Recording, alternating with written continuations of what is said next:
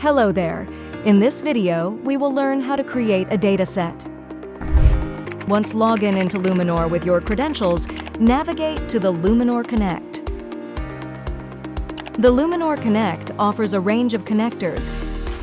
Find Excel and click on Connect. Click Browse File or drag and drop the file into the designated area.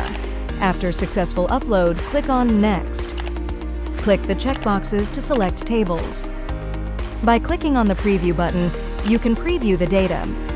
You can apply the filter by providing the condition you wish to apply for your analysis, and then save your selections by clicking the Save button. Name the dataset. Click OK. In the Data Load Events section, you can track the progress of your data loading. Using Scheduler, you can set a data load schedule to update data at a predefined time automatically. Your data has been loaded successfully.